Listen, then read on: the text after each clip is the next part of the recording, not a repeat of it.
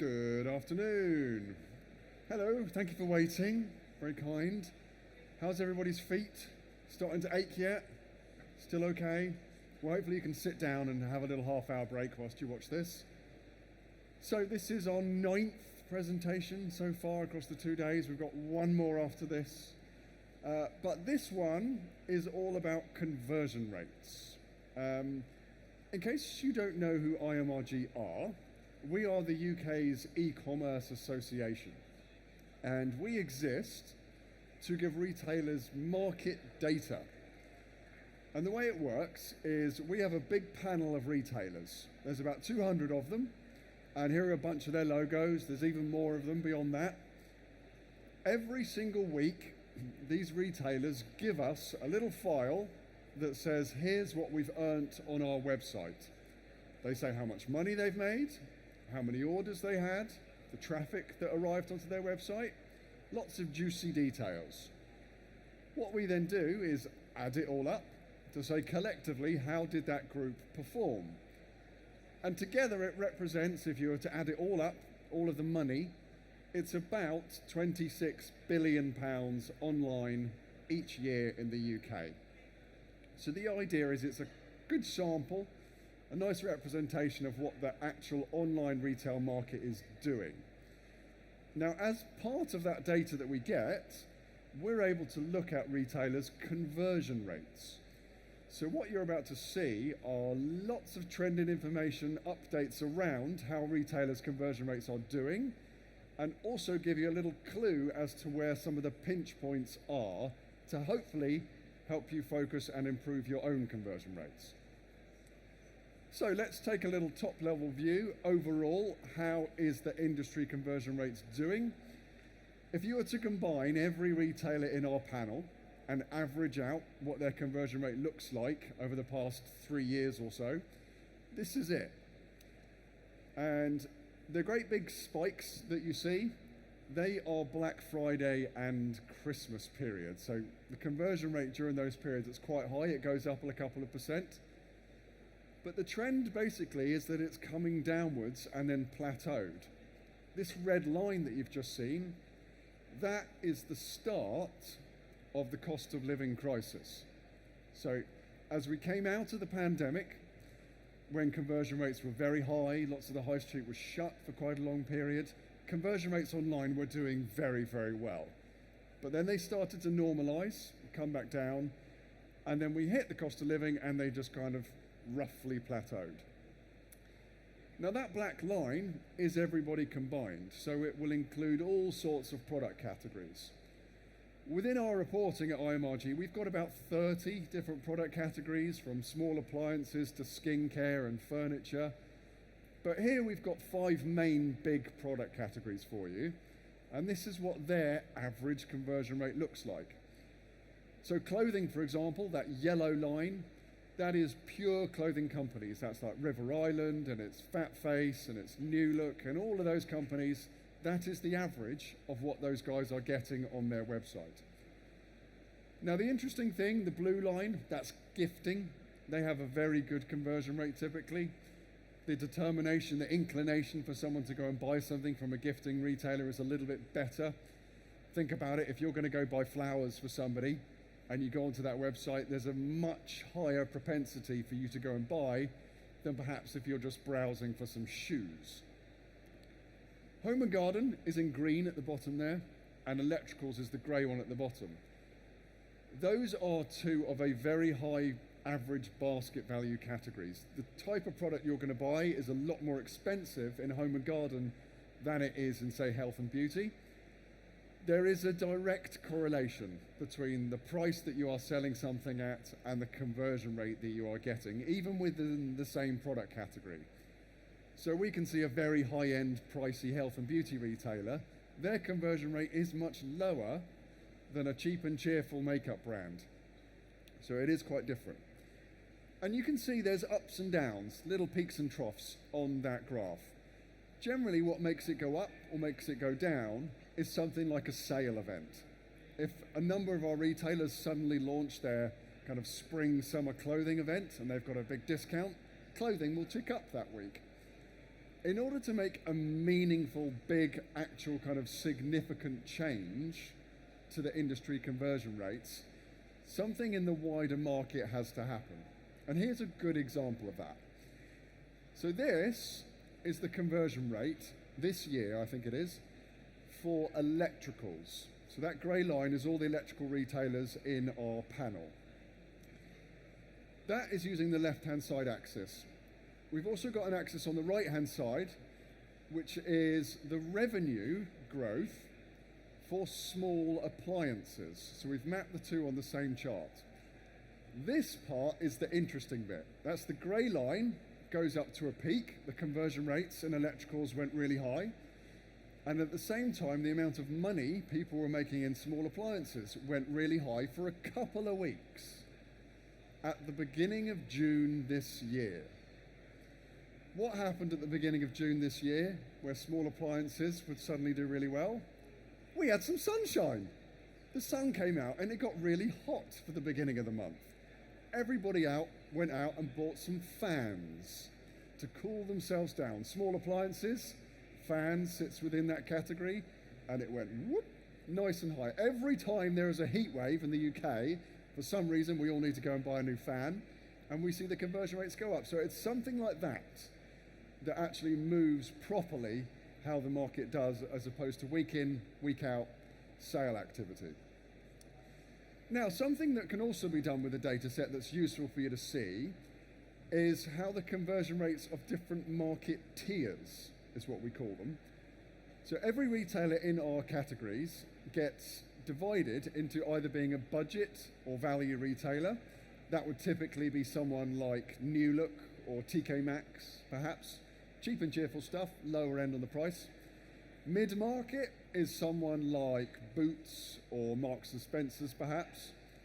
And then premium is someone a little bit more expensive, like a White Company, perhaps, or Ted Baker, slightly more expensive.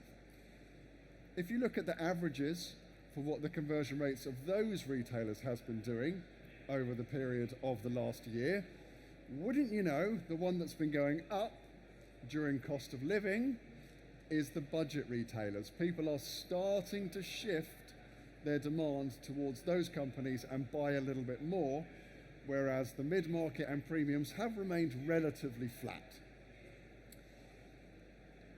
Now, something that we thought would be useful for you to see is this broken out across a load of retailers. This chart has loads of dots on it. There's 181 dots. Each dot is a retailer, and it is their average conversion rate over the last 3 months. And we've literally ordered them from the very worst up to the very best. And we thought this would just be useful for you to see the scale of what we actually receive from retailers. Some get really low, less than 0.5%, whereas this is a genuine conversion rate for a retailer, by the way. Very unique business model, very, very well executed. They're quite big, actually, but the type of stuff that they sell, when you need it, you really need it, and you need it then. So the way that they've modeled it, their conversion rate is just outstanding. So hopefully that gives you a nice spread as to the scale. But what we thought would be extra helpful is to show you some percentiles that you can actually compare against your own business. So imagine you've got a line from the very smallest to the worst conversion rate, just like you saw on that chart, all the way up to the best at 100. If you then looked at the retailer that was at position 25, that is your 25th percentile. The retailer that is at the 50th mark, that is the 50th percentile, and this is the top 3/4. These are the numbers by product category to show you a useful benchmark to compare how you actually sit in that range. It's basically showing you whether you're better than average or whether you're in kind of the bottom quarter. That is a slide I would recommend taking a quick snap of to take back to your business and then gauge your own performance. Now, when we're talking about conversion rates, something that is always worth considering is the good old idea of site navigation, particularly site search. So on average, 1 in every 10 people that land on your site, all of the sessions, 1 in 10 will use that little search functionality and ask for something. Unfortunately, that 10% is on the decline. This is a chart showing you the average percentage that site search actually gets used on a retailer's website.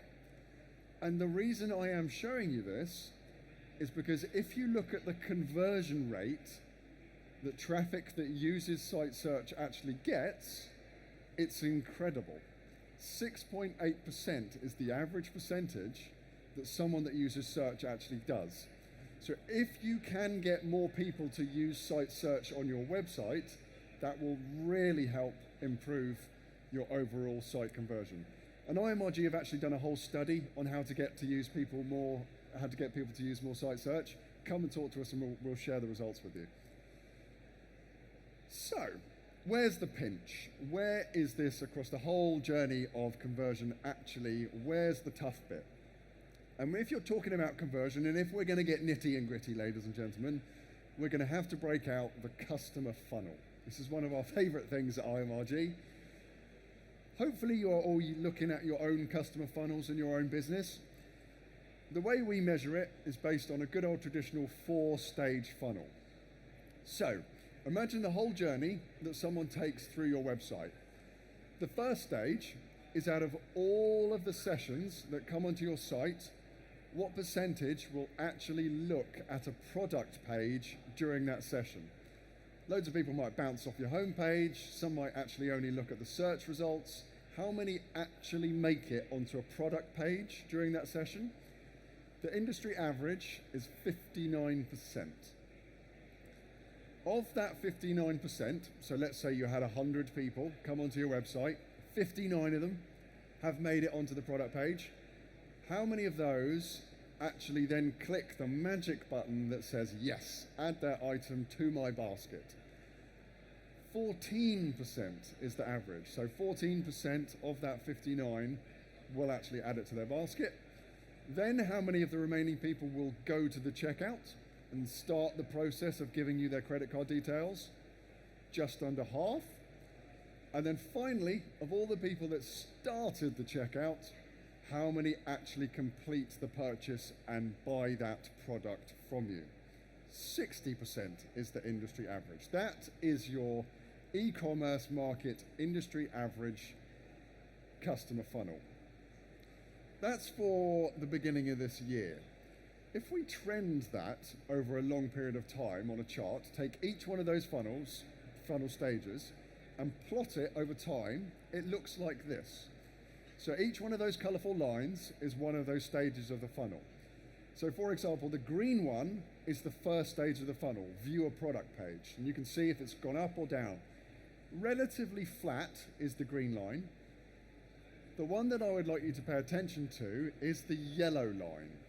That's the add to bag one. It's been slowly doing this, if you look very carefully. To the point where if I draw a little line at the start of the cost of living crisis back in Q2 2022, if you plotted out a year before cost of living and a year after cost of living, so left-hand side is pre, right-hand side is post, if you then worked out a customer funnel average for that year on the left and a year on the right, they look like this. And you're probably now scanning between the two funnels going, okay, what's the difference? What should I be noticing here? The thing that is interesting is the second stage of the funnel, the add to bag rate. It used to be 16% on average, but it has now dropped to 13% for that post cost of living world. That doesn't sound like a lot, a 3 percentage point drop, but it is when you started at 16 in the first place. All of the other incremental differences aren't that bad. Third stage hasn't moved at all. Bottom stage dropped by 2 percentage points, but you're up in the 60s by that point. Just to show you what the overall conversion rate difference looks like, the numbers at the bottom are the overall conversion that you'd get. And to put that into real terms, let's plug some numbers in. So let's say you are a retailer that gets 1 million visits onto your site. If you start churning the numbers through, what you'll see at that second stage of the funnel, before the cost of living, you had 90,000 people left in your funnel that might buy something from you. A year later, thanks to inflation and interest rates and prices going up, you've lost 15,000 people that might buy something from you. And at the top of the funnel, that makes a massive, massive difference. So it looks like, ladies and gentlemen, that bit on the product page, add to bag, is the most important area to focus on at the moment. And it makes sense, really, because when wallets are being tightened, people are being a little bit more careful with their money, they're more than happy to start floating around and look at your website and all the products. But as soon as you add something to your bag, that is when your kind of determination to actually go and buy something, your conviction that, yes, I am going to hand over some money, that's when it becomes real. And that is where the pinch point starts. So you might be looking at a lot of these slides going, oh my goodness, we're not as good as that, we're below it all, or actually, you know what, we're doing quite well. I've got a slide now to put it all into context for you and show you, is anyone getting this right? So this is quite fun. We pulled out 40 retailers at complete random from our sample. We couldn't fit many more on the slide. Each one of those little heads is a retailer from our panel. It will be big, well-known names that you will walk past on the high street and probably shop with every day. What we're going to do is show you a rank of their view a product page. Each retailer is identified as a colourful circle, and we have ranked them. So the very best view a product page from that sample is the orange one at position number 1. Top result, they had the highest view a product page going. The green one is second best, all the way over to this very dark green one on the right hand side, who had the lowest view a product page out of all of that sample.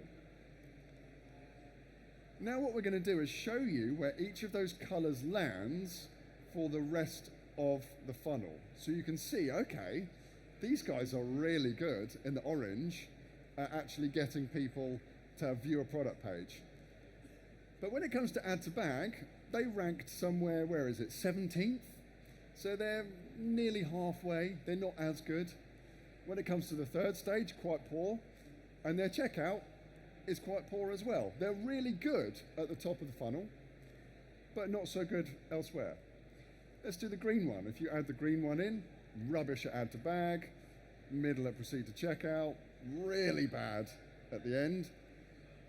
If we then add in all the other retailers, there is not one single retailer who is in the top half at every stage of the funnel. Not one. So what is this telling you? Nobody knows what they're doing. There is every single time some area of the funnel where a retailer isn't getting it right. And these are massive, well-known companies with huge resources and armies of analysts to sort their website out. And yet they still fail at one point. So does everybody. So hopefully that offers some kind of reconciliation, some heartwarming token to take back to your business. Hopefully that has been useful. That is the end of my talk. If you find this sort of thing interesting, if you like the idea of benchmarking and comparing yourself to other industries and even getting tips and tricks on how to improve, you can become a member with IMRG, and it's also free. We do a free-ish way to you can get access to our data. Go and speak to Jack, man who's waving at you now with two hands, Jack, two hands, there he is. He's like a human pineapple. Go and have a chat with him, and if you'd like to go on our dashboard, this is quite cool. So all of our market data is kept on a dashboard. It updates every week with industry stats, conversion rates, market growth, 30 different product categories that you can see how they're performing. Take a snap of that QR code. You can get a month for free, no strings attached. You just get access for a month. Come and have a go. If not, thank you very much for listening anyway.